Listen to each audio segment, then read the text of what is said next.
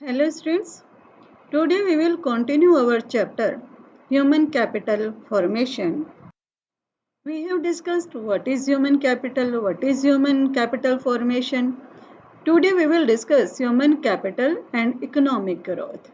Economic growth means increase in real national income of the country. The contribution of an educated person on the economic growth is more than that of an illiterate person. Similarly, a healthy person also contributes to economic growth by providing uninterrupted labor supply for a longer period of time. Human capital formation promotes inventions, innovations, and technological improvements. Relation between human capital and economic growth. It is difficult to prove cause and effect relation between human capital and economic growth. Due to measurement problems, it is difficult to prove that increase in human capital causes economic growth. For example, education measured in terms of years of schooling, teacher-pupil ratio, and enrollment rates may not reflect the quality of education. Health services measured in monetary terms, life expectancy, and mortality rates may not reflect the true health status of the people in a country. The relationship between human capital and economic growth flows in either directions. Higher income causes building of high level of human capital. High level of human capital causes growth of income. Yes, friends, you can see a rise in human capital raises economic growth. How? A rise in human capital, it leads to modern attitude and outlook, better quality of life, higher life expectancy, which leads to more efficiency. More efficiency leads to more production, which becomes the cause of more economic growth. In the same way, a rise in economic growth raises human capital formation.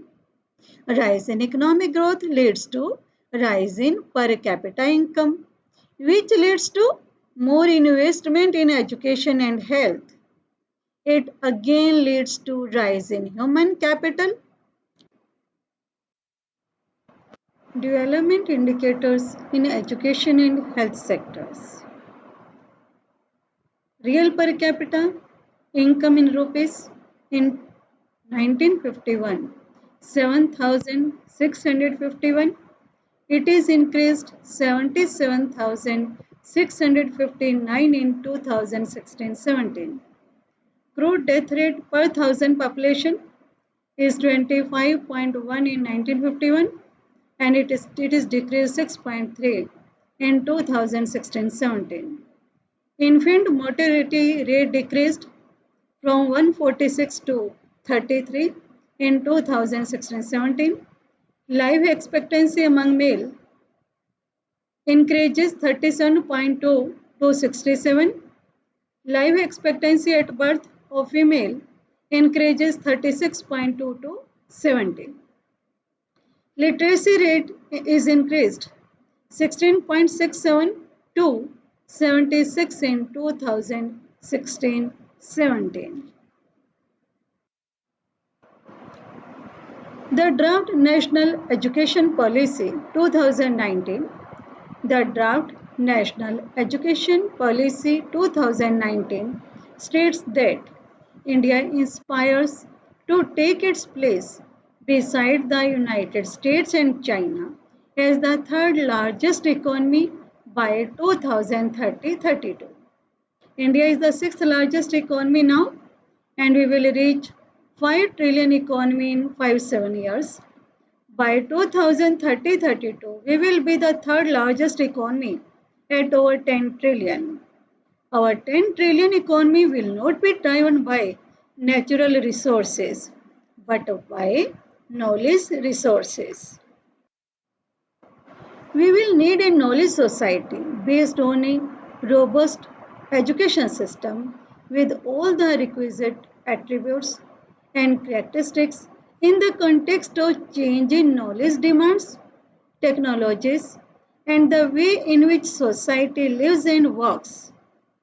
This policy vision suggests how human capital formation in India will move its economy to a higher growth trajectory. So, our government has announced the new education policy now. India as a knowledge economy. The Indian software industry has been showing an impressive record over the past decade.